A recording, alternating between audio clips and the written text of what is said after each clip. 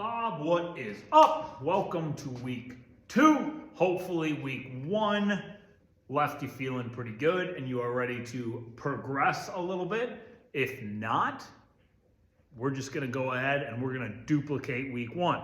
But I'm thinking you're ready to move things along, or at the very, very minimum, get a couple extra exercises in that you get. Now, we're still going to stick with 30 minutes. I would like to stick with that time frame for at least the first 3 weeks. 4 if we need to going into it, but we'll kind of talk about it after those first 3 weeks, see how you're feeling, if you want to add a little more in there, if you want to add the intensity, if you want to add a couple more exercises, put a little more metabolic stuff in there. We'll figure all that stuff out here in a bit.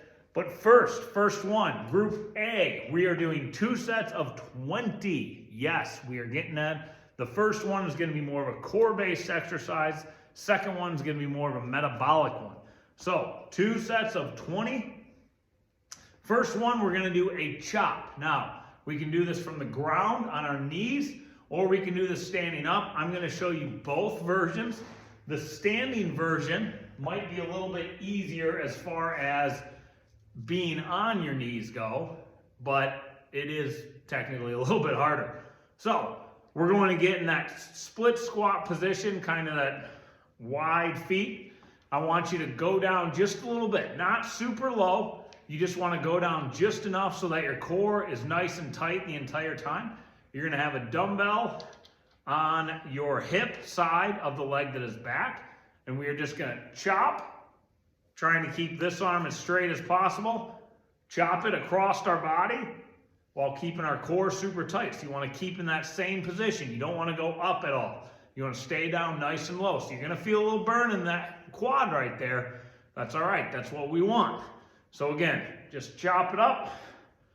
Only going to shoulder height. I'm not going past shoulder height because I don't want my shoulders taking over. I want my core really, really engaged here.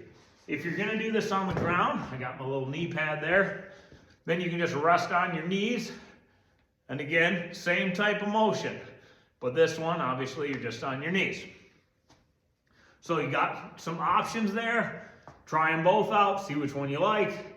The one where you're standing and you're in that split squat hold, that's going to be a little bit more, effective, because that way you have your entire body engaged, as opposed to the one where you're on the ground and you're kind of taking your lower body out. Here we have a swing and press. So this is our first real metabolic one that we've done here in the first couple weeks. You have more dumbbells than anything else. So dumbbells you can do. I hope they're the hexagon facing dumbbells. That would be the best. If they're not, that's perfectly fine too. But we're gonna, if you can grab the sides of them, go ahead and grab the sides. We're gonna do a swing and press. Okay, so start up at your chest. We're gonna swing it like we would a kettlebell almost, using our hips. You're gonna bring it back up to your chest and then press every time it gets up. So chest, press.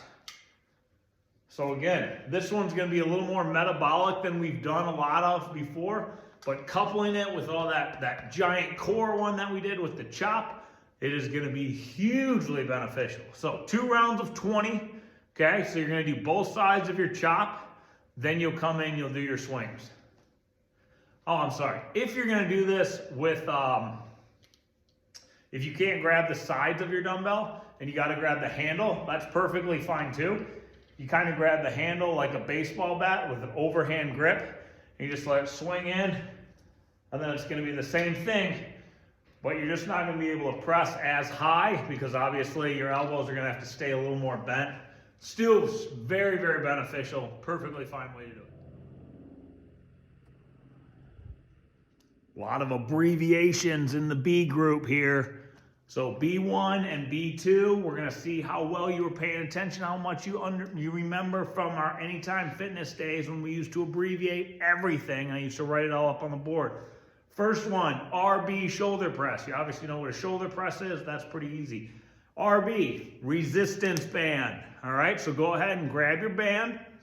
Once again, just like our chop in Group A, you can do this one standing or you can do this one kneeling. Completely up to you. First one I'm going to show you is standing. This is a very tight band. I don't know why I grabbed that one. There we go. That's my pressing band that I want. was hiding on me. So I'm gonna go ahead, I'm gonna anchor it under my front foot. And I'm gonna get down again in my split squat position, because this allows me to engage my lower and my upper body, as well as a lot of core activation. I don't have a handle on this one, so I'm just gonna grab the end, but you would just grab a handle if you have it. And all we're doing is we're just pressing, all right? Now with this, if you need to up the ante and make it a little tougher, you're gonna slide your foot down so there's not as much slack in the band, which I'm sure you've done before. And we're just pressing it up, trying to keep yourself nice and straight the entire time. So try not to lean one way or the other. You're going to 12 on each side. This time we're back up to 3 rounds. Forgot I had my little remote. Here we go, getting into those deadlifts. I remember you, Bob. Every now and again, you got a little aggression pent up from the day, whether you're fighting with the bank, whether you're fighting with your daughter's cats, whatever's going on. Maybe your Lucky Charms ran out that morning. You're a little ticked off about it. But this is our chance to lift a little something heavy. So we're gonna do some single leg RDLs, Russian deadlifts. All right, Russian deadlifts just means the fact that we're gonna keep our legs pretty straight. All right, we're using a ton of hips, very, very little knees. All right, so you can have kind of a soft bend in your knee if you want. So just that a little bit to start out. But then your entire goal, is to stay on your heel of your leg. We're going down, coming up, all right? Now, you'll notice I'm right next to the bench because I, as I'm sure you understood back in the Anytime days, and you probably remember now, do not have the best balance. So every now and again, I need to kind of just put a couple fingers on that bench to give me a little help. I'm not putting my whole hand on there because that's gonna give me way too much help. Just a couple fingers just to let me know it's there, kind of equals me out. But I'm just staying back on my heel and I'm rocking right up. Make sure you get nice and tall every time. If you cannot, for whatever reason, just not, as of right now, do the one-legged thing, give yourself a little kickstand. So this foot right here is gonna be on the toe. You're just gonna be on your toe right here, just like this. So you're gonna flip it up on your toe. So this one that's flat, still gonna be my working leg. So I'm gonna flip it for you just a sec, just so you can see a little better. I got my kickstand in the back and I'm still going down with my butt out. I'm getting a hamstring stretch right there. Coming all the way up nice and tall. This way is perfectly acceptable as well because you are still getting the majority of your benefit on that one straight leg, but you're just working your way up as far as your stability goes. So maybe in a week or two, we get up to the actual single leg deadlifts. Either way is perfectly fine. Give every way a shot. See what you like.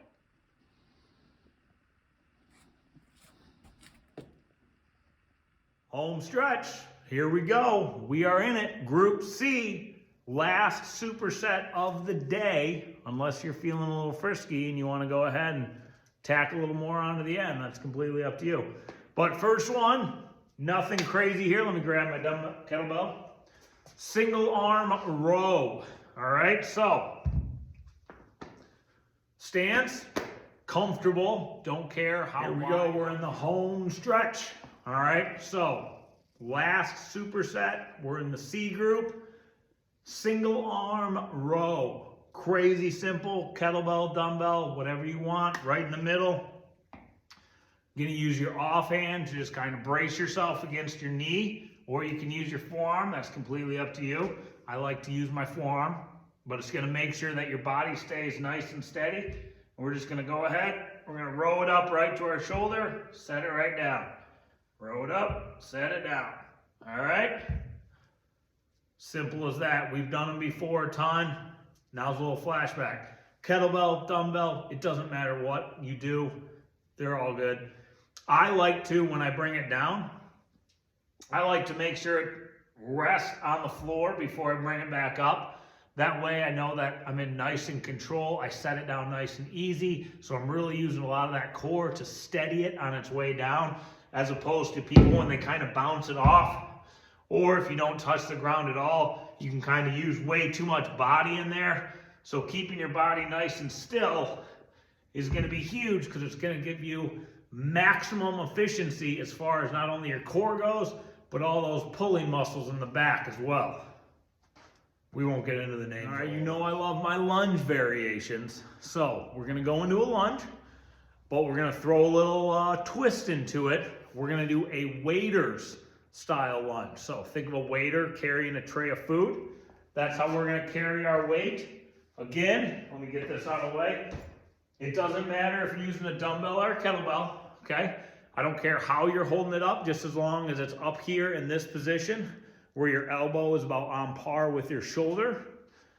And when we're holding it here, we're gonna use our off leg. So if I'm holding it in my left hand, my right leg is the one that's going to go back in a lunge. Now, notice I'm not going all the way to the ground. I'm going low enough to where I feel that nice 90-degree bend in my front knee, and I'm coming back up. This leg is going big step back, and I'm on my heel of my front leg. This hand is free, so if you need a little bench or something right here, give yourself a little support to hold on to, feel free. Again, just like we did earlier though, when you're doing that, make sure you're not putting your whole hand against something. Try just a couple fingers, just so you know it's there, and you can grab it if you need to.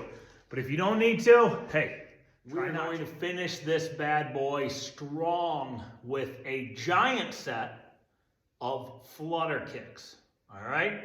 So, you are gonna go to 100. Sounds daunting. Stick with me though for just a sec. I know you've probably rolled your eyes 3 times already since I said that, but just keep listening. It's not as bad as you think. So, we're down on the ground. You can actually lay your head down. I just like to look at you when I'm talking to you. Okay? I like to keep my hands under my lower back. Feet up just a little bit above the ground, and you're just gonna kick. You don't wanna go up too high, because then it becomes a hip exercise. You don't want that. This is an ab exercise, all right? So, just a little bit above the ground. You can have a little bend in the knees, that's fine. And we're kicking. 1, 2, 3, 4, 5. If you're gonna count, you're gonna do 10 at a time, all right? Each leg. So truthfully, if you're gonna count every kick, count to 20. Or if you're just going to concentrate on one foot, you know how to count. You don't need me to tell you all the way through. But you're going to do 10 at a time. Then, relax. You're going to relax for about 15 to 20 seconds, so not a huge rest period, but about 15 seconds, then right back into it, 10 more. Rest, 10 more. Rest, 10 more. Up into 100, okay? Try your very, very best to keep the rest periods to that short 15 to 20 seconds. If you have to go longer, I understand. This is our first time doing it. But again, try it out, and then that's how we see how much better we're getting. All right? That's your finisher. We're going to end with some serious core work for this week.